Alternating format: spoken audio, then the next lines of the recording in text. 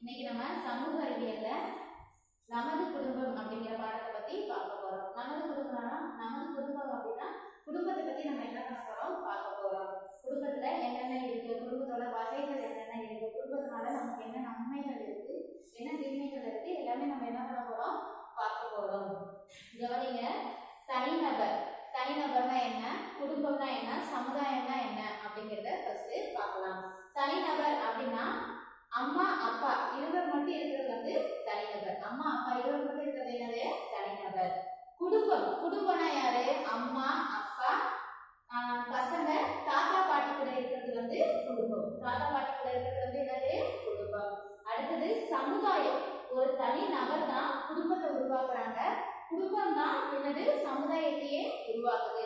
சமுதாயம் அப்படிங்கிறது நம்ம உற்றார் உறவினர்கள் குடும்பத்தோட சேர்ந்தவங்க எல்லாருமே சேர்க்கதான் என்னது சமுதாயம். அடுத்தது பாரு, பன்முகத்தன்மை, மொழி, பண்பாடு, பழக்க வழக்கங்கள். சரி, இப்ப குடும்பத்துல குடும்பம் அப்படிங்கிறது பன்முகத்தன்மையை தாண்டி மொழி, பண்பாடு, பழக்க வழக்கம் இது எல்லாத்தையும் தாண்டி குடும்பம் அப்படிங்கிறது அந்த இடத்துல ஒரு ஒற்றுமையை காணப்படும். பல்வேறு மொழிக்காரங்களா இருக்கட்டும், பழக்க வழக்கங்களா இருக்கட்டும், யாரா இருந்தாலும் அந்த இடத்துல குடும்பம் அப்படிங்கிறது ஒரு ஒற்றுமையை காணப்படுது.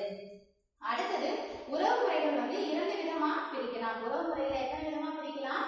இரண்டு விதமா பிரிக்கலாம். தாய்வழி உறவு முறை, தந்தை வழி உறவு முறை. என்னது? தாய்வழி உறவு முறை, தந்தை வழி உறவு முறை. உறவு முறைகளை இரண்டு வகையை என்ன பண்ணலாம் பிரிக்கலாம். அடுத்தது குடும்பத்தின் வகைகள். குடும்பத்தோட வகைகள் 3 வகைப்படும். குடும்பத்தோட வகைகள் என்னது? 3 வகைப்படும். ஃபர்ஸ்ட் சிறிய குடும்பம், அடுத்தது பெரிய குடும்பம், அடுத்தது கூட்டு குடும்பம். சிறிய குடும்பம் அப்படின்னா என்னது? அம்மா அப்பா 2 பசங்க, அதுதான் என்னது சிறிய குடும்பம். பெரிய குடும்பம் அப்படின்னா தாத்தா பாட்டி கூட அம்மா அப்பா பசங்க பேரப்பிள்ளைங்க கூட இருக்கிறது பெரிய குடும்பம். கூட்டு குடும்பம்னா சித்தி சித்தப்பா தாத்தா பாட்டி அம்மா அப்பா பசங்க எல்லாருமே சேர்ந்து இருக்கிறதா என்னது கூட்டு குடும்பம். இப்ப உங்க வீட்டுல நீங்க பாத்துப்பீங்க, உங்களுக்கு இப்ப இத சொன்ன வச்சு உங்களுக்கே தெரியும் நம்ம கூட்டு குடும்பத்துல இருக்கோமா, தனியா இருக்கோமா, சிறிய குடும்பத்துல இருக்கோமா, பெரிய குடும்பத்துல இருக்கோமா அப்படிங்கிறது உங்களுக்கே தெரியும். அடுத்தது குடும்பத்தின் சிறப்பு அம்சங்கள். இந்த குடும்பத்தோட நம்ம ஒன்னா இருக்கிறதுனால அதுல உள்ள அம்சங்கள் என்ன அப்படிங்கிறத பார்க்கலாம். உணவு, உடை மற்றும் இருப்பிடம் அளிக்கிறது. குடும்பத்தோட எல்லாத்தோட ஒன்னா இருக்கிறதுனால நமக்கு என்ன கிடைக்குது அப்படின்னா உணவு, உடை. உணவுனா என்னது? சாப்பாடு. உடைனா நம்ம போட்டிருக்க ட்ரெஸ், ஆடை. அடுத்தது இருப்பிடம்னா நம்ம தங்கி இருக்க வீடு. இதெல்லாம் என்னது குடும்பத்தோட ஒன்னா இருக்கிறதுனால நமக்கு என்னது கிடைக்குது. அடுத்தது உடல் ரீதியாக, மன ரீதியாக, ஒழுக்க ரீதியாக வளர்ச்சி அளிக்கும் தொடக்க பள்ளி. குடும்பத்தை ஒரு தொடக்க பள்ளி அப்படின்னு இந்த இடத்துல கொடுத்துருக்காங்க. ஏன் அப்படின்னா உடல் ரீதியாக நம்மளோட உடல் ரீதியாக ஏற்படுற பிரச்சனைக்கும் மன ரீதியாக நம்ம ஏற்படுற பிரச்சனைக்கும் ஒழுக்க ரீதியாக ஒரு ஒழுக்கமான பிள்ளையா நம்ம எப்படி நல்ல பிள்ளையா வளரணும் அப்படிங்கிறது எதுல இருந்து நம்ம கத்துக்கிறோம் அப்படின்னா குடும்பத்துல இருந்தா என்ன பண்றோம் கத்துக்கிறோம். அதுதான் நமக்கு தொடக்க பள்ளியா இருக்கு. அடுத்தது பல்வேறு வகையான பண்புகளுடன் இணைந்து வாழ்க. நம்ம தனியா இருக்கிறத விட எல்லாரோடையும் ஒன்னா இருந்தோம்னா நிறைய பண்புகள் நம்ம கத்துக்கலாம். ஒரு விஷயத்துல நல்லது கெட்டது எது அப்படிங்கிறத தாத்தா பாட்டி நமக்கு என்ன பண்ணுவாங்க, பெரியவங்க வீட்டுல இருக்கும்போது அவங்க நமக்கு என்ன பண்ணுவாங்க சொல்லி தருவாங்க. அடுத்தது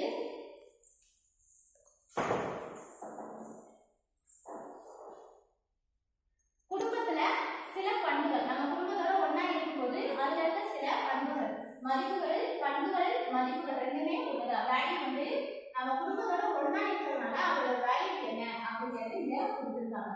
அன்பு, மரியாதை, பாதுகாப்பு, பகிர்ந்து கொள்ளல். நம்ம குடும்பத்தோட ஒன்னா இருக்கிறதுனால அன்பா பாசமா நம்ம என்ன பண்றோம் இருக்கோம். அடுத்தது மரியாதை. ஒருத்தவங்கள்ட்ட நமக்கு எப்படி மரியாதையா நம்ம பேசணும் அப்படிங்கிறத நமக்கு பெரியவங்க என்ன பண்றாங்க சொல்லி தராங்க. அடுத்தது அவங்க கூட இருக்கிறதுனால நமக்கு என்னது பாதுகாப்பு. அடுத்தது பகிர்ந்து கொள்ளல். ஒரு பொருளை நம்மளே சாப்பிடணும். ஒரு சின்ன சாப்பாடா இருக்கட்டும், தின்பண்டமா இருக்கட்டும், எதுவா இருந்தாலும் நம்மளே வச்சுக்காம பக்கத்துல இருக்கவங்களுக்கும் பகிர்ந்து கொடுக்கறதுக்கு நமக்கு சொல்லி கொடுக்கறது யாரு? நம்ம வீட்டுல உள்ள பெரியவங்க. அடுத்தது வெளியாட்கள். நம்ம வீட்டுல இருக்கிறவங்களை பத்தி இதுவரைக்கும் நம்ம என்ன பண்ணோம் பார்த்தோம். அடுத்தது வெளியாட்கள்னா யாரு அப்படின்னா பால்காரர், காய்கறி வியாபாரி,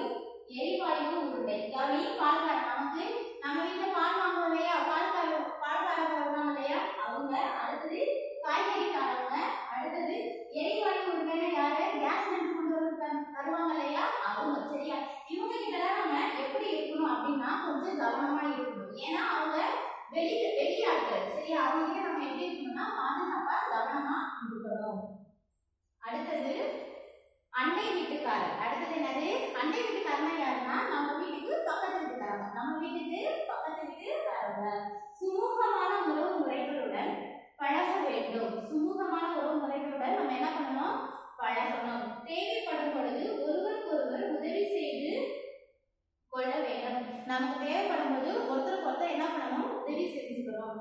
அதுதான் நமக்கு பாதுகாப்பை உறுதிப்படுத்தும். நம்ம பக்கத்து வீட்டில் இருக்கிறவங்கள்ட்ட நம்ம போய் நல்லா பாசமா நம்ம உறவு முறையை வச்சுக்கணும். எந்த சண்டை சச்சரவும் இல்லாம வச்சுக்கணும். நம்ம கொடுக்கல் வாங்கல் வச்சுக்கலாம். அது நமக்கு ஒரு பிரச்சனை அப்படிங்கும் போது அவங்க நமக்கு என்ன பண்ணுவாங்க? ஹெல்ப் பண்ணுவாங்க.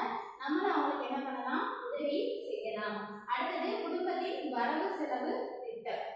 ஒரு வரவு செலவு குடும்பத்தின் முக்கிய அம்சங்கள். வரவு செலவுங்கிறது குடும்பத்தோட முக்கியமான ஒன்று. வரவு செலவு இல்லைன்னா நம்ம குடும்பத்தை என்ன பண்ண முடியாது? ரன் பண்ண முடியாது. எளிய முறையில கொண்டு போக முடியாது. ஒவ்வொருத்துக்கும் நம்ம கணக்கு போட்டு என்ன பண்ணணும்னா வாழணும். அப்பதான் என்ன செலவு பண்ணிருக்கோம், எவ்வளவு நம்ம சேமிச்சிருக்கோம் அப்படின்ட்டு நம்மளோட வாழ்க்கையை எளிமையான முறையில வாழ்றதுக்கு இந்த குடும்பம், இந்த வரவு செலவு திட்டம் நமக்கு என்ன பண்ணுது? உதவுது. ஓகே, இப்ப குடும்பம்னா என்னன்னு தெரியுதா? குடும்பம்னா என்ன, தனிநபர்னா என்ன, சமுதாயம்னா என்ன அப்படிங்கிறதுலாம் உங்களுக்கு தெரியுதா? அப்ப இது வரைக்கும் நம்ம என்ன பார்த்துருக்கோம் குடும்பத்துல அப்படின்னா, உறவு முறைகளை பத்தி பார்த்திருக்கோம், குடும்பத்தின் வகைகளை பார்த்திருக்கோம். அடுத்தது குடும்பத்தின் சிறப்பு அம்சங்கள், வெளியாட்கள்னா யாரு, அவங்க நம்ம எப்படி சேஃப்டியா இருக்கிறோம். அடுத்தது அண்டை வீட்டுக்காரங்கன்னா யாரு, அதை பத்தி நம்ம பார்த்தோம். அவங்களோட உறவு வச்சுக்கிறதுனால நமக்கு என்ன நன்மை இருக்கு அப்படிங்கிறத நம்ம பார்த்தோம். அடுத்தது குடும்பத்தோட வரவு செலவு கணக்குகளை நம்ம பார்த்தோம் இல்லையா? குடும்பத்துல வரவு செலவு கணக்கு பார்த்தாதான் நம்ம என்ன பண்ண முடியும்? எளிய முறையில நம்மளுடைய வாழ்க்கைய நடத்த முடியும். இதெல்லாமே நம்ம பார்த்தோம். சரி, ஒரு டைம் இதை புக்கை எடுத்து நீங்க படிச்சு பார்த்துட்டு புக்குக்கு பின்னாடி இருக்க கொஸ்டின் ஆன்சரை என்ன பண்ணுங்க? எழுதி பாருங்க. நன்றி.